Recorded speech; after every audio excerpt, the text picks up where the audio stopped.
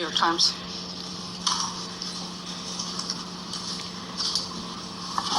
Thank you very much.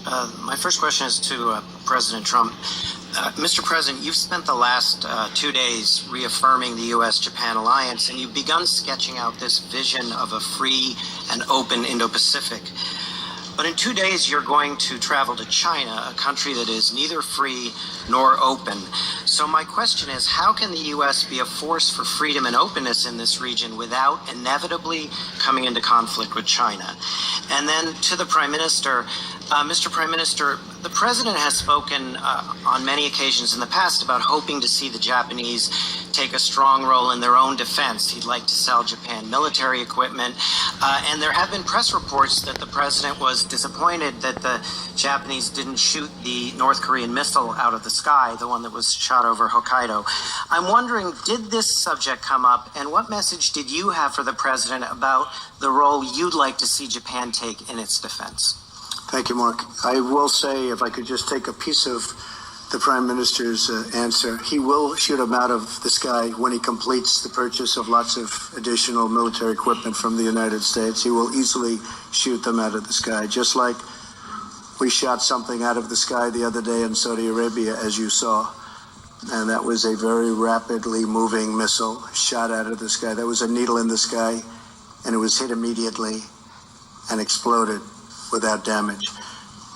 Now, as a reference to that, he said it was a needle in the sky, shot in Saudi Arabia.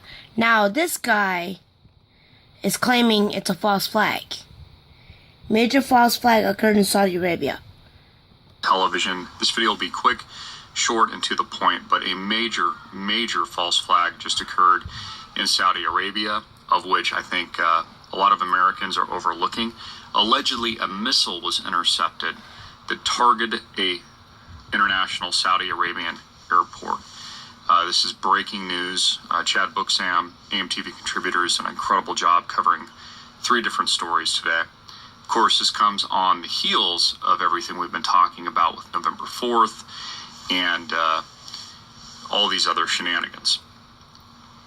This, in my opinion, is a major false flag that will be blamed on Yemeni rebels tied directly to Iran, conveniently the major and final target, which I've talked about for years.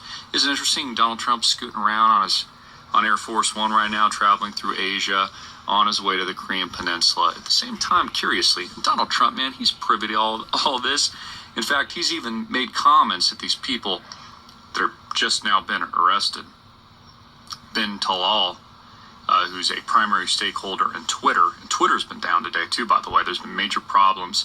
Primary stakeholder in the company that owns Fox News. Just huge investments all over the world. Billions of dollars. Isn't it convenient? It's false flag.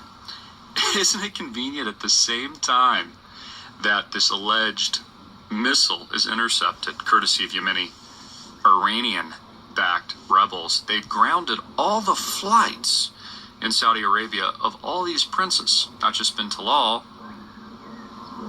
who's been very anti-Bitcoin, by the way, but 11 other princes and several different ministers in Saudi Arabia. Now, I can't pretend to know or understand all the idiosyncrasies of what's going on in this very powerful regime.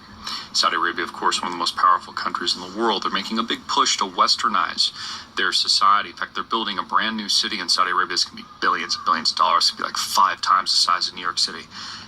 Wait, okay, did you hear that? Billions of dollars, Saudi Arabia, bin Talal, 11 princess. But there's a news article saying that a helicopter crashed and one of the princess was killed yesterday. That was a major news outbreak, and it was broadcasted on RSBN network. I will get back to you guys. Hold on.